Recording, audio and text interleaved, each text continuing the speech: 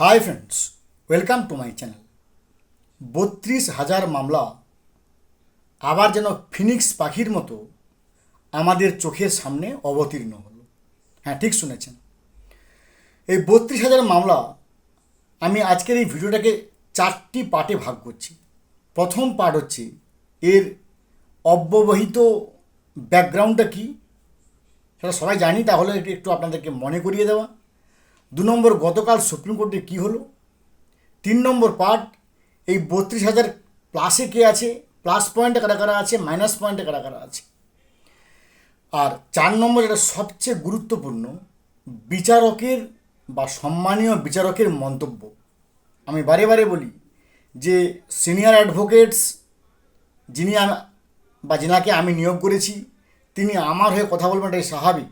কিন্তু বিচারক কি মন্তব্য করছেন তার উপর কিন্তু বিচারটা অনেকটাই রিফ্লেক্ট হয়। আসুন বেশি কথা না বলে শুরু করা যাক। তার আগে অবশ্যই আপনাকে অনুরোধ করব, দয়া করে আপনার চ্যানেলটা সাবস্ক্রাইব করবেন, লাইক করবেন, কমেন্ট করবেন এবং ভালো লাগলে শেয়ার করবেন, কারণ একটা ভিডিও করতে আমাদের অনেক পড়াশোনা করতে হয়। গতকাল 18ই মে 2026 সুপ্রিম কোর্টে এই 32,000 মামলাটি গৃহীত হলো। এ কথাটার মানেটা কী? মানে আমি একটু আপনাদেরকে সংক্ষেপে ব্যাকগ্রাউন্ডটা বলি। যেটা আমরা 2026-এ এসে আজকে এই মামলাটি আলোচনা করছি, এই মামলাটির সূত্রপাত আজ থেকে 12 বছর আগে, এক যুগ।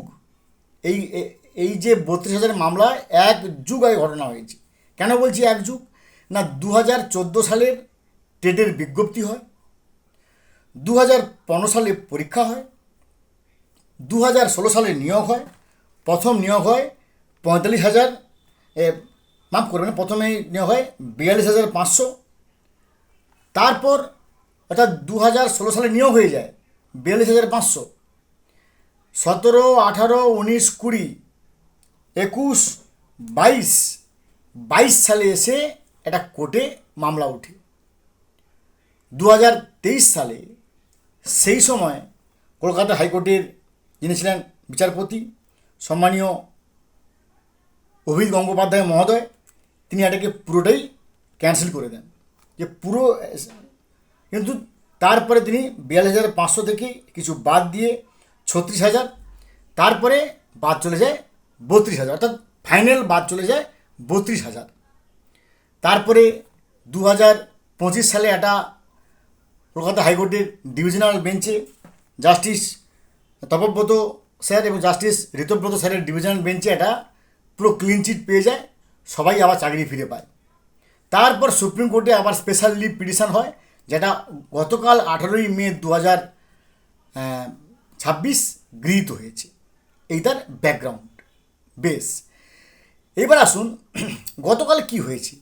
গতকাল যখন এই মামলাটি উঠল, সেখানে কে কে ছিলেন? অনেকেই ছিলেন।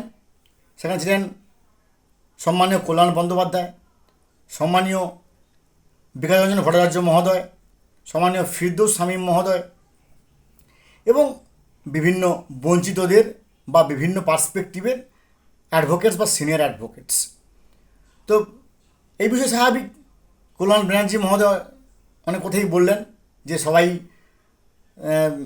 চাকরি হয়ে গেছে 9 বছর, তারপরে আবার এই হাইকোর্টে সবার চাকরি ফেরত দেওয়া হয়েছিল, তারপরে আবার এখানে স্পেশাল লিভ পিটিশন, এখন চাকরি বাদ গেলে অমুক তুমুক তুমুক অমুক। তিনি তার কনসার্ন বা উদ্বেগ নিয়ে কথা বলেন। তখন সম্মানীয় বিকাশবাবু তিনি বলেন যে না এরকম বেনিয়ম হয়েছে, এবং তিনি ফিরদৌস শামীম মহোদয় একবারে মানে পাট করে পয়েন্ট করেন যে এখানে যারা অযোগ্যরা চাকরি পেয়েছে, তালিকার বাইরে থেকে চাকরি পেয়েছে, টেট ফেল করে চাকরি পেয়েছেন, বেসরকারি সংস্থাকে দিয়ে আউটসোর্স করানো হয়েছে কালীঘাটের নির্দেশে, ডিস্ট্রিক্ট ওয়াইজ কোনো মেধা তালিকা বেরোয়নি, শ্রেণীভিত্তিক কোনো মেধা তালিকা বেরোয়নি। তারপরে এখানে নানারকমভাবে তার যে প্যারাটিচার স্ক্যাম, তারপরে এক্স সেন্সাস এমপ্লয়ি নয়, অর্থাৎ এক্স সেন্সাস এমপ্লয়ি হিসেবে নিয়োগ করা হয়েছে, cut off marks etcetera etcetera. এগুলোকে আমি বারবার বলেছি, একই জিনিস বারবার আমি রিপিট করবো না। এগুলোকে নিয়ে ফিরদৌস শামীম স্যার বা বিকাশ রঞ্জন ভট্টাচার্য মহোদয় একবারে পুঙ্খানুপুঙ্খ আলোচনা করেন। এবার তৃতীয় পার্টে আসি, প্লাস পয়েন্ট বা নেগেটিভ পয়েন্টে কী আছে। এই 32,000 চাকরি যারা করছেন শিক্ষক শিক্ষিকা, এই মামলাতে এই মুহূর্তে সুপ্রিম কোর্টে প্লাস পয়েন্টে কী আছে, মামলা মাইনাস পয়েন্টে কারা আছেন? যেটুকু আমি দেখতে পাচ্ছি ইউটিউবার হিসেবে, দেখুন যেটা সত্য আমরা সেটাকে কিন্তু সামনে নিয়ে আসছি। আমি কারোর পক্ষে বলছি না, কারোর বিপক্ষে বলছি না, নিউট্রালি আমি আমার ইউটিউবারের দৃষ্টিভঙ্গিতে বলছি যে এখানে কোনো প্লাস পয়েন্ট আমি দেখছি না। প্লাস পয়েন্ট বলতে একমাত্র কল্যাণবাবু অসহায়ভাবে নানা রকম বোঝানোর চেষ্টা করছেন, কিন্তু মাইনাস পয়েন্ট দেখুন, কতগুলো মাইনাস পয়েন্ট দেখুন। এই মুহূর্তে পশ্চিমবঙ্গ সরকার এই 32,000 চাকরি প্রার্থীদের সম্পূর্ণ বিপক্ষে, কারণ এরা সবাই গত আমলে নিয়োগ হয়েছে এবং কীভাবে নিয়োগ হয়েছে সেটা বারবার তারা অভিযোগ করেছেন যে এইভাবে ওইভাবে ওইভাবে, যদিও তার অভিযোগ সত্য বলে অন্তত আমার চ্যানেল প্রমাণিত করেনি, কিন্তু নানা রকমভাবে অভিযোগ তারা করেছেন। তাহলে নিশ্চয়ই পশ্চিমবঙ্গ গভর্নমেন্ট, নিশ্চয়ই ওয়েস্ট বেঙ্গল গভর্নমেন্ট তাদের পক্ষ নেবে না, তাদের সম্পূর্ণ বিপক্ষে। প্রথম মাইনাস পয়েন্ট। দ্বিতীয় মাইনাস পয়েন্ট, তরুণজ্যোতি তিওয়ারি যিনি তখন ছিলেন হাইকোর্টের অ্যাডভোকেট ছিলেন, তিনি এখন অর্থাৎ তিনি এখন গভর্নমেন্টের পক্ষে আছেন এবং এমএলএ হয়েছেন, অর্থাৎ তিনি সরকার পক্ষের এখন আইনজীবী এবং তিনি প্রথম থেকে এর বিপক্ষে। তাহলে তিনি নিশ্চয়ই এর বিপক্ষেই বলবেন। তাহলে গভর্নমেন্টের পক্ষ থেকে তরুণজ্যোতি তিওয়ারি মহোদয় বলবেন, তিনি একবারে পুরো তার আদ্যবান্ত খুলে বলবেন। Second minus point. Third minus point, যিনি সেই সময় 2023 সালে রায় দিয়েছিলেন justice x justice Abhijit Gangopadhyay মহোদয়, তিনি এখন এই বর্তমান পার্টির একজন সাংসদ। তাহলে বর্তমান পার্টির এমএলএ, তার নাম বললাম তরুণজ্যোতি তিওয়ারি মহোদয়, পশ্চিমবঙ্গ সরকার তার বিপক্ষে, বর্তমান সাংসদ সেও বিপক্ষে। এবার প্রাথমিক পর্ষদের নিশ্চয়ই হিম্মত হবে না ওয়েস্ট বেঙ্গল গভর্নমেন্টের বিপক্ষে কথা বলা, কারণ তার সভাপতি নির্বাচন ওয়েস্ট বেঙ্গলের গভর্নমেন্টের দ্বারাই মনোনীত হয়। তাই প্রাইমারি যে বোর্ড, তারাও কিন্তু এই 32,000-এর বিপক্ষে যাবে। তাহলে সব দিক থেকে কিন্তু একটা সাঁড়াশি আক্রমণ হয়ে আসছে। এইবার আমি বলি বিচারকের মন্তব্য। যে 3টি মন্তব্য করেছেন বিচারপতি, এটা অত্যন্ত ইঙ্গিতবহ।